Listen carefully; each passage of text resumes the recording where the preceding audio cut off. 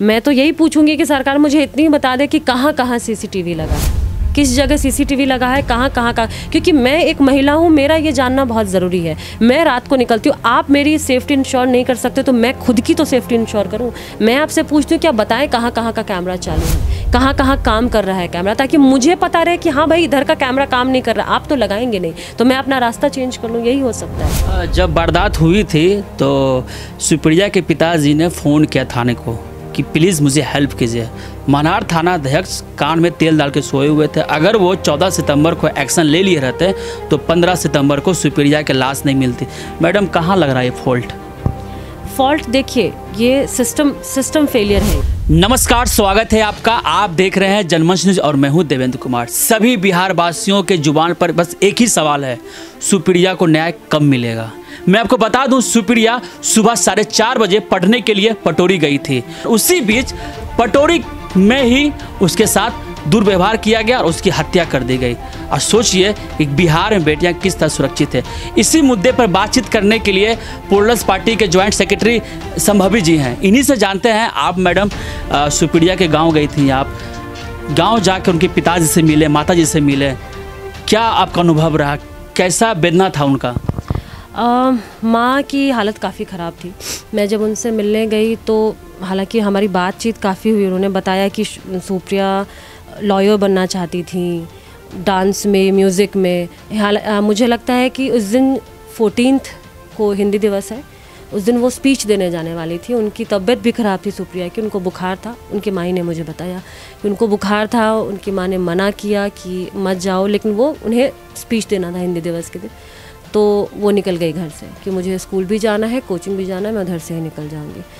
तो मैं जब उनसे बात कर रही थी तो मुझे एक चीज़ जो मुझे खटकी, मुझे लगा कि अगर मेरी माँ उस जगह होती तो वो भी ऐसे ही होती। वो भी शायद अपने कुछ फ़ैसलों पर उनको अफसोस हो रहा होता, मेरे कुछ फ़ैसलों पर अफसोस हो रहा होता।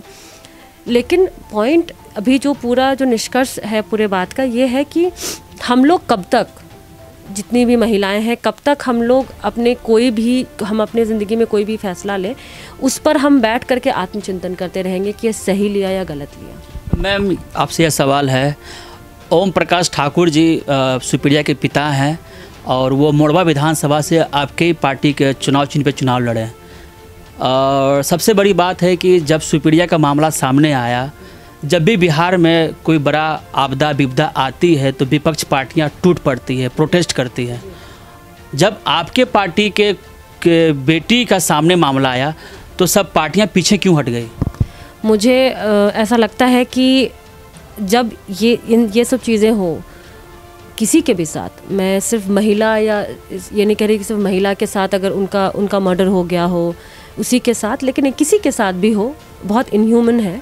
और मुझे नहीं लगता कि इस पे पार्टी बेसिस पे कुछ होना चाहिए। मैं जब उस दिन गई थी तो मैंने बहुत सारे लोगों को देखा कि वो बाकायदा वो अपने गाड़ी पर झंडा लगा कर जा रहे थे, किन्होंने किसी स्पेसिफिक कलर का गमछा ओढ़ कर रखा हुआ था।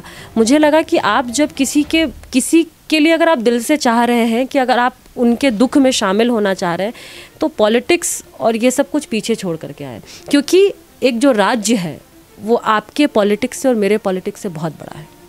राज्य हमें चला रहा है, राज्य की वजह से आज हम हैं और हम बहुत फ़ख्र से बाहर जाते हैं तो बोलते हैं कि हम बिहारी हैं। तो उस चीज़ को बचाने के लिए राज्य को ऊपर रखें और पॉलिटिक्स को इन सब चीज़ों से दूर रखें। जब वारदात हुई थी तो सुप्रिया के पिताजी ने फ़ोन किया थाने को कि प्लीज़ मुझे हेल्प कीजिए। मनार थाना अध्यक्ष कान में तेल डाल के सोए हुए थे। अगर वो 14 सितंबर को एक्शन ले लिए रहते तो 15 सितंबर को सुप्रिया की लाश नहीं मिलती। मैडम, कहाँ लग रहा है फॉल्ट? देखिए, ये सिस्टम फेलियर है। ये मैं आपको शुरू से बताती हूँ। सब मैं जिनसे भी मिलती हूँ मैं यही कहती हूँ, सब ने कहा कि हो गया, ठीक है, तो थाना ने कुछ नहीं किया।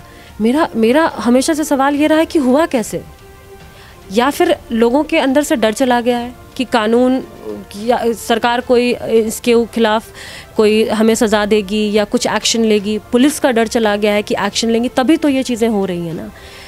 एक लड़की सुबह 5 बजे जा रही है इस रास्ते पर, वो सुनसान हो या भरा हो, इंसान से भरा हो, अगर वो जा रही है सेफ़ होनी चाहिए।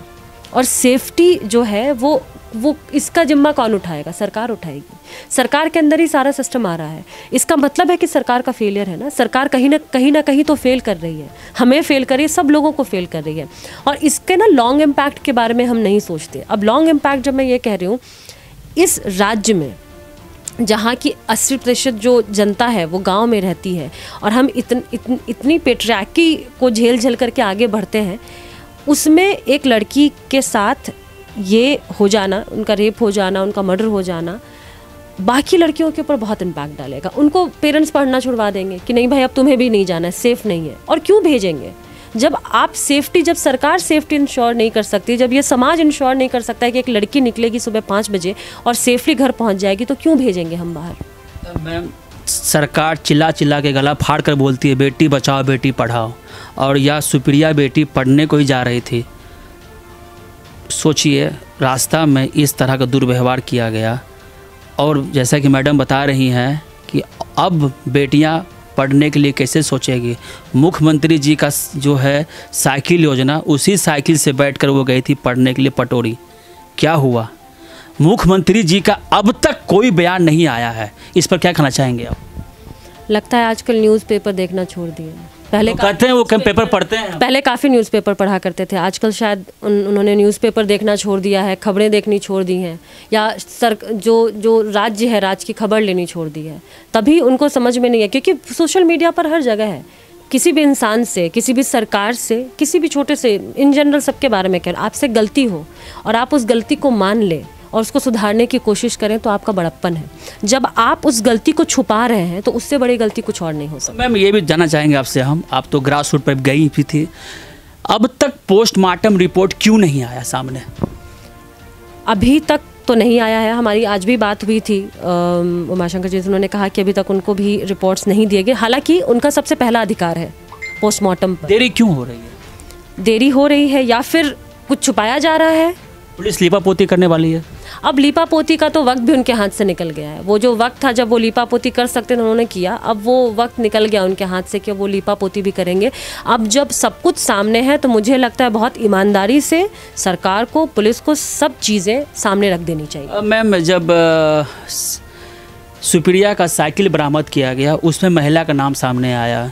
ये किस तरह की महिला है जो एक लड़की के साथ इतना बड़ा कुकर्म किया जाता है और एक महिला साइकिल छिपाती है, मतलब कि सबूत को मिटाने के लिए? क्या कहना चाहते हैं आप? गलत है, गलत है। मैं तो हमेशा से कहती आई हूँ कि महिलाओं के लिए, मैं स्पेशली बोलूँगी, मेरे एज की, मेरे से छोटी बहुत सारी लड़कियाँ हैं जो कॉलेज में जा रही हैं।